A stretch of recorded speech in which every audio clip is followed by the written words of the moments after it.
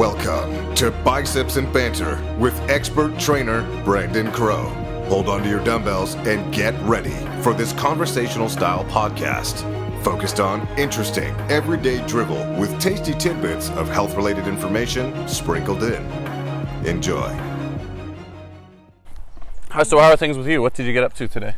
I went for a run this morning so far.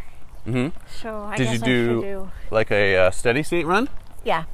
Yeah, I did like a run walk. Well, I did run walk, right? Mm-hmm. So I did 7.27 kilometers. So not about time, I just felt like going. Get my fasting cardio in. Mm-hmm. And I don't know. Now, are you doing fasting cardio every time you do your cardio? In the mornings, yeah. Mm-hmm. Yep. How many days a week are you doing cardio? Every day? 6 or 7. Mm-hmm. Yeah. And then how many days a week are you doing your weight training days? Well, I should be doing 6, but some days I only do 5. Mm-hmm. Some weeks I only do 5. And do you have a set schedule? I know you mentioned you have a coach.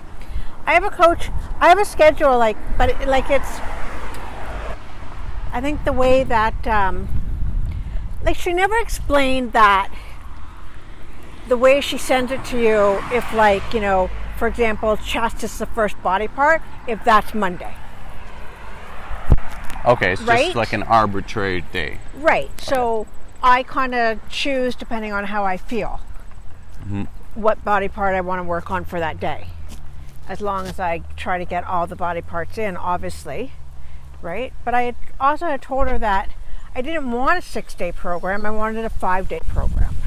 Because I just found that lifting 6 days was just, with everything on my plate, was just way too much for me. But it always came down as 6 days. Mm-hmm. So that's why some days I would miss like a body part. So, and in the last 5 weeks, I think is. No, not even 5 weeks. June 13th. Yeah. July 13th. Yeah. So I start working with Nicole on my legs. Because I wasn't happy with the way that I was working them, because that's my one body part that once I start to feel the burn, it's like, I'm done. Thanks very much. So working with her has helped develop my legs a little bit more. Perfect. Yeah, it's always great to have a coach to keep you accountable and really push you past what you're able to do, right? Right. That's great. So you mentioned that you kind of got interested in physique competitions back in 2011. Yeah. What did you do before that? Like prior to this, what started your interest in competing? People had just brought it to my attention that why don't you try like a fitness competition? Yeah. I used to run a lot of marathons, half marathons, and prior to August of 2011, I was actually doing duathlons and triathlons. Oh wow, so that's a pretty big shift from triathlons, duathlons, and then transitioning to physique. So what was that like? I'm sure you're still used to training a lot. What really made you shift? Was it just everybody saying you should do one, or you look pretty good, you should do a physique competition? It was everybody just saying and encouraging and saying, why don't you try something different? Mm-hmm. When I was training for like my marathons and triathlons and duathlon, I never did any type of strength training really. Oh, really? I had a very little strength training program from my running coach, but besides that, I never really got into strength training. I started really strength training in September of 2016 when I worked at Anytime Fitness, and a friend of mine who was also a trainer there put together like a program for me. And that's when I followed a program and really started with the strength training. Oh, nice. Yeah. And when was your first competition? Because I think you've already done one, or? I did one. So my first competition was November 11th of 2017. Oh, wow. And what was that like? What was that process like? It was a gradual process. I was working with a coach every day. He saw me every day. And the training was a lot different than the training that I'm doing now. I found the training a lot easier. It just, like when I met the coach, I had said that it was something that I was thinking of doing, and then it all of a sudden just became like a gradual process, like getting ready for the show. Mm-hmm. Did you get any help nutritionally as well? He did my nutrition for me also. Yeah. So so that was your first show, and now going into your second show, how do you feel like you've trained? You mentioned your training's different. So what's different from the first time to now?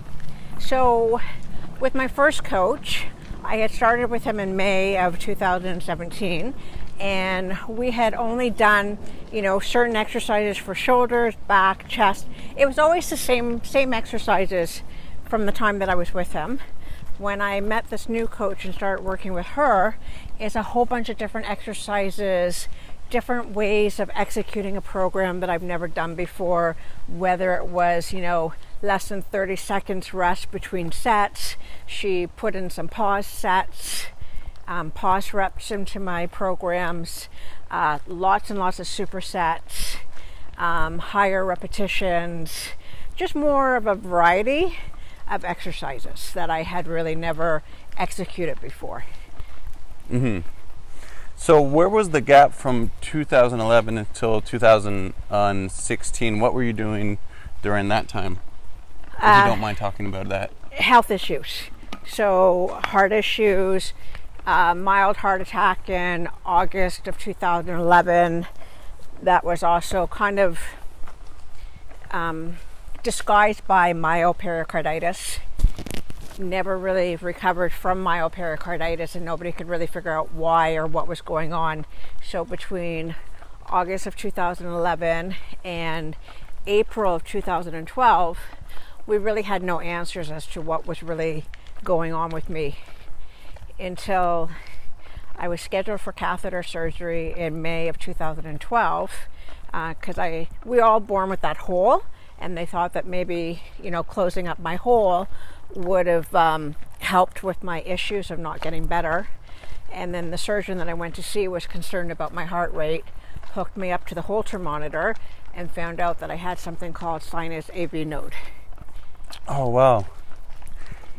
And then, so in between 2000, when they found out in 2012 what it actually was, until 2016, you weren't doing a whole lot in terms of training? No, I practically wasn't able to do anything, because in June of 2012, when I had my first pacemaker implanted, in 2013 October, one of the leads fractured and I had to go in for emergency surgery. And for the next couple of years, I had 5 surgeries in 3 years, so I wasn't able to do anything. I was basically in and out of hospital. Do you have to change your training at all, being on certain heart medications? No, I just have to really listen to my body. I train with a heart rate monitor all the time, but because I don't have a true heart rate, my pacemaker mimics what my heart rate should be at. So if I feel like I'm exhausted or working hard or I can't catch my breath, then I just stop for a little while and I just take a break and then I start up again. But it's amazing, because even though I'll feel like my heart is like racing or very high, if you were to look at the results of the session, my heart rate wouldn't have been any higher than what it's set for. So my heart rate is set to, my resting heart rate 60, and it's not to go any higher than, I think it's 180 they set it for. That took a long time to get that all sorted out also. That was a lot of the issues during all the surgeries, was getting it regulated for me to feel good. Because when I would try to exercise, I would have, these setbacks. So how does it work when you're exercising with a pacemaker if it's set at a certain heart rate and then you start working out really hard? Does the pacemaker know that it should start increasing the heart rate for you? Yeah, because like I say, it mimics, and it has a setting called like rate response. So it picks up your rate as you're going. Wow. And even after all that, you still wanted to get back into the world of competing? Like, you still had that fire, you still had that interest to compete. So even after all the surgeries and all the health conditions, you still wanted to pursue fitness competitions. I did. I wanted to see if I was capable, what I was capable of doing. My biggest thing that I wanted to see if I was capable of doing was a triathlon. So actually September of, I think, 2017, I think I did a women's only triathlon to see if I was still capable of doing something like that. Sorry, not triathlon, I did a duathlon, sorry. Yeah. All right, so 2016 you did your duathlon. Right. So the doctor had at that point gave you the go ahead and said it was okay to start training again. Yeah, that year I'd been given the green light that I was able to go back to training as long as I listened to my body. Now, how'd you do in the duathlon even after the big layoff for a few years there? I did good. I again wasn't there to for a time or anything. I was there just to see if I could do all the transitions and just finish the race. And when I crossed the finish line, I actually cried. Yeah, I'm sure it's such a huge accomplishment, right? Yeah. And then going on to your first fitness competition, and you started doing your weight training. What was the feeling like going into your first fitness competition? I had already had the mindset that I had already won. So no matter what happened on the stage, I already knew that I won because I was healthy enough to get all my, that I was able to do all my work without having any setbacks. So to me, I had already won. And there's been no setbacks in between 2016 till now? Like, things have been pretty good? Things have been stable? Things have been awesome. Great. I had a green light also from like the pacemaker clinic that I used to visit on a regular basis, that I'd been given the go-ahead to go back on a yearly basis now. So yeah, so there's been no setbacks. I feel stronger than I ever have before. And yeah, I'm happy. Great. So what competition did you do? What was the name of the competition that you competed in 2016? I did the King Kong Classic. Oh, right here in Toronto? Right here in Toronto. Great. Yep. What division were you in? I did figure, and I was in the Grandmasters. Oh, nice. How many people were competing with you? I think in my first division, there was 8 of us. And in the second division, we didn't catch it soon enough, but I was actually in the wrong division. I was in the open division. So there was more, but I don't think there was that many more. I think it might have been, 10 or 12. So the Grandmaster division, is that 40 years and up?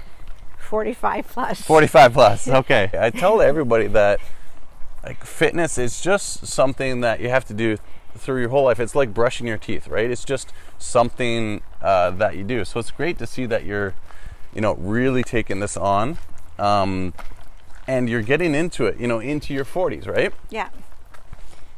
I actually didn't start even working out, touching a weight or anything until I was 19. Wow, that's when you first started doing anything like running, weightlifting, anything when you were 19. Yeah. I joined, I moved to Toronto to go to school, and I joined Cummer Park Fitness and Community Center, and I just did a couple like aerobic classes, and then I met some friends, and they're like, come on, let's lift weights, and the preacher curl machine. They're like, okay, let's do preacher curls. And I couldn't understand, like, how do you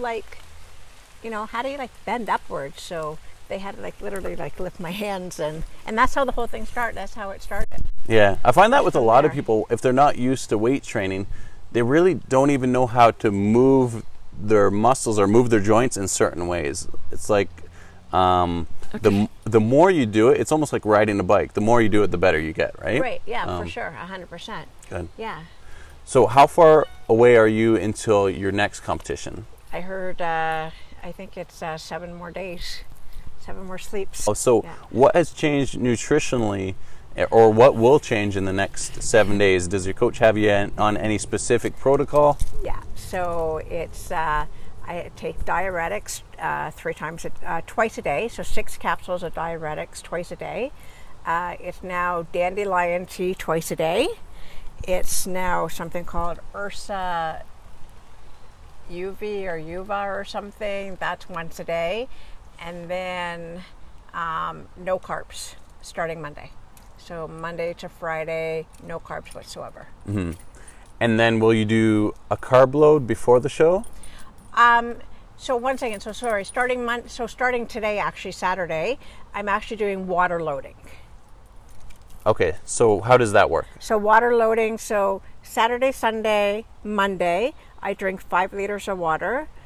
Tuesday, I drink 6 liters of water.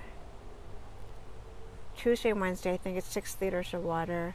And Thursday and Friday, I drink 7 liters of water. Friday, I have to be finished by 2 o'clock.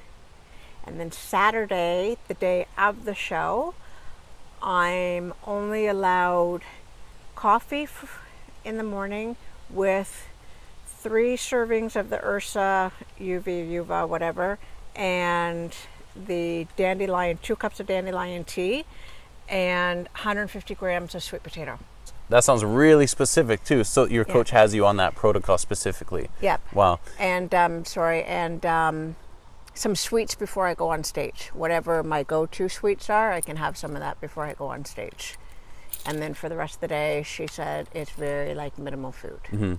Did you do that in your first show as well? No, this is a completely different protocol. It's completely different. She has a different style of training, different style of nutrition. People ask me my first training, how was it? And I'm like, it was easy. I was never hungry because my first coach had me eating carbs right up until the time I went out onto stage. So, I was always full. This time I'm always hungry, constantly hungry. Mm-hmm. So it's totally a different way of, doing things. But I'm the type of person, once I have a goal in mind, I'm going to get to that end result. No matter what it takes me, no matter how much I have to fight to get there, I'll do it. Yeah, I've really noticed that too. Sometimes you mention that you're doing your training at 4 in the morning or earlier? Earlier, 3 o'clock, 3:05. I'm on my treadmill. Wow. Monday to Friday. Wow. Yeah. And then you head into work. What time do you start work? 5:30. 5:30. So you wake up, do your cardio, have your first meal after your cardio, or? No, I try to eat a little bit later. Okay. I try to eat around 7 or 8. Okay, so you still have that fasting window, get to work, open up, and then have your first meal around 7 or 8. Yeah. Okay. Yeah. So that's the other thing, is that the first time when I trained for the competition, I wasn't working. So I had all the time in the world. I could go to the gym wherever I wanted to. And now it's, it's very rigid. Mm-hmm. I have to fit it in around, the kids' schedule before school ended. The kids' schedule, their appointments, and my work and whatever else I had to get done for the day. So how many kids do you have? I have 3. You have 3 kids, husband, full-time job. So what's everybody else's excuse? That's what I'd like to do. I think it's all mindset. Yeah. Right? Again, it's like what you put your mind to, you can accomplish it. If you wake up in the morning, you're like, oh, I'll do it later. Well, later becomes another day or 2 weeks or 3 weeks or whatever. And then it never gets done, right? It never gets done. Wow. And are you measuring out your foods in portions and meal prepping the week before, and you have everything laid out? Yeah, I try to meal prep a couple of weeks ahead of time. I try to freeze it, but if I make right now I'm eating chicken thighs and eggs. So if I make chicken thighs on the barbecue, then right away I'll just measure it, put it in Ziploc bags in the portions and throw it into the freezer. So I basically just have to grab and go. Trying to do green beans the same way, get them ready, throw them in the freezer. So, it's kind of like just grab and go, and you don't have to think about, what to do. Yeah, you have to make it fit your lifestyle, right? And sometimes you have to pre-plan those things. You have to pre-plan your meals. You have to pre-plan your workouts and say when you're actually going to do them. I tell clients of mine too, it's almost like your training and nutrition, it's like making an appointment with yourself, right? Yeah. Just like you wouldn't break an appointment if you made an appointment with a doctor. You have to keep those appointments with yourself. It's like sacred time. That's like your time to get it done, right? Otherwise, like you said, it will never get done. Right. And I also have to thank my one of my best friends, Lori, like she would come over 3-4 days a week, and she would, work out with me, and she would be there to push me on the days that I didn't really feel like I had it. So she's been a great encouragement too. Great. To help me through. Oh, that's awesome. And then how has your physique changed? You mentioned you're on a different training program, you have a different nutrition schedule. How has your physique changed from last year to this year? Can you already see the difference? I can see that I'm a little bit further ahead of the game than I was even like peak week with my old coach. I have more definition, I have more cut, and that's what I was looking for. I mean, I like to have more, but again, it's, what you put into it, it's what you're going to get out of it. So, like I said to you before, like I didn't push my legs hard enough until I started working with Nicole, and, maybe if I had started that earlier on in the game, then maybe my legs would be at a different stage. But, our bodies are our bodies, and you can only do so much to them. That's right. Right, and is physique and fitness competitions, is it something that you think you're going to be doing longer term, or like how many more, or are you just going to play it by ear? I'm going to play it by ear because everybody keeps asking me that question. I keep saying this is my last one, but then in my head, the next pro qualifier is October, so it's just like a couple months around the corner. So like I said to you, had I started with Nicole earlier, could my legs have been in a better place than what they are now? So do I go on and see what else I can accomplish between August and October, or do I just say I've had enough and that's I've already come this far, what's another couple months just to try one more and see? Yeah, right, exactly. What keeps you driven? Is it just the fact that you want to get on stage and do your best? Like, do you have maybe a bigger goal? Do you want to move up divisions potentially? Like, what happens if you do really, really well in this show and you just call it quits? I think I would be happy. Yeah. Training since since I've been around 19, 20 has always been a passion of mine. I love to lift. I love to do cardio. It's something that I've always enjoyed. Being a heavier set girl. I used to be, Weight Watchers when I was younger. I used to be overweight. Oh, wow, really? Yeah. Oh, I didn't know that. Yeah, I used to be overweight, so I used to be a member of Weight Watchers, and I've had the anorexia, bulimia thing, and it wasn't until I met my coach Randy last year, May, where I finally could throw away my fitness pal, and I could get comfortable with food. I could get comfortable with eating carbs, and the scale really didn't matter to me. It was more to me how my clothes feel. But like I say, it's a passion of mine, and I think the other thing is that a lot of people that you don't know of watch your fitness journey. And after my first show, I had gotten a lot of messages from people that I didn't know. Like, oh my God, I've been watching you, how incredible, this and that. So it's a little bit of encouragement, especially after everything that I've been through with all the heart problems and everything, that, I'm able to get this far. So Brendan, like you said, like if I can do it, why can't other people do it, right? Like everybody has an excuse, but I have a story, right? And if I can do it, then, That's right. It's like amazing to see how much you've gone through. And like, I didn't even know that you were overweight. How much heavier were you than you are now, if you don't mind me asking? Probably like, I would say probably between 20 and 30 pounds heavier than what I was now. Yeah, my mother used to always be like, pinch, pinch, okay, it's time to go now. And she'll never admit to it, but she was the one who drove me to like the anorexia and the bulimia, and I know. And sometimes it's as innocent as parents are, sometimes stuff like that, it sticks with the kids, right? And you have to be very mindful of, things that you say around your kids. And I'm sure that you're very careful, having gone through that you're very careful, fostering positive self-images with your kids, right? No. So going into your show, you said 1 week out into your show, 7 more sleeps. 7 more sleeps. What's your mindset going into the show? Are you confident? Are you nervous? I'm nervous. I feel defeated, and there's a lot of second guessing going on. Once you start comparing yourself to other people and you start looking at other people, that's where the second guessing starts to come. But you also have to realize that, or I have to tell myself that this is only my second show. This is my second layer. Whereas a lot of these ladies, they've been doing this for like 8, 9, 10 years. So they have layers and layers. They're building from years of layers, right? I'm just building from my second layer. So I just have to be happy and give myself credit for what I've done. You know, I have to remember that. Yeah, that's a great point. It's always about comparing yourself to who you were yesterday and not who somebody else is today. And once you get into comparing yourself with other people, like you said, you could potentially feel defeated, and that's what's going to stifle you from ultimately achieving your goal, right? Yeah. So how does your husband and kids, how do they deal with that? Because they're not eating the same things that you're eating. Right. Yeah. My husband's very supportive. My kids understand, and they'll actually tell their friends and tell people, you know, Mommy can't eat this because she's getting ready for a competition.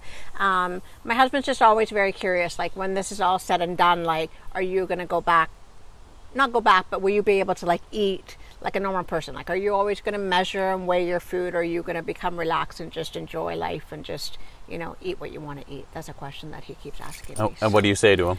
I say I'm not sure, because like all my life being so neurotic about food and, you know, having the MyFitnessPal and weighing and measuring, like, I'm not sure. I would like to be able to. I think the one thing that's come out of this is that I've learned that your body needs those cheat days, and you deserve those cheat days. So I think out of everything, if I still end up weighing and measuring all my food, I think I know that I will enjoy a cheat day. That's something that I'll look forward to. Maybe a day when you can, you know, go to a restaurant and not have to worry about measuring your food or looking at portions, and just ordering anything from the menu, anything that you want, right? Right, yeah. Or having that ice cream sundae when they all go out for ice cream or something, right? Instead of, no, I can't do that. That's right, yeah. You know, so. Yeah. All right, great. Yeah. How can people find you? People can find me at synergyfitness.com, synergyfit.com, or on Instagram, Right? Synergy Fitness, you can find me. Cool. So are you helping people with training now? I noticed that you're taking on some clients, right? Yep, so I've taken on some clients, and I have some of my own personal clients, so I run boot camps in my house, and like I say, I just want to continue lifting. You know, I want to be healthy. I want to be healthy. I want to be healthy, and I want to enjoy life. I want the best of both worlds. Like I said before, I used to only do cardio. I never lifted. When I was also with my first coach, I only did cardio peak week. I didn't do so much cardio like this coach now is doing, so I'm enjoying it. So I would actually like the best of both worlds. I would like to be able to do my cardio and be able to do my strength without like losing muscle mass. That's what I would like. Nice. Yeah. When this is said and done, that's what I would like. Yep. And then just continue on with it like it's a lifestyle choice. It's like something that you just do. Right. Yeah. And if I miss a day, not to have to worry about, oh, you know what, I missed my shoulders. You know, just relax and enjoy it. That's right. I like that approach. Yeah. Cool. That's what I All right. So, yeah. Awesome. Thanks, Cynthia. Thank you. All right.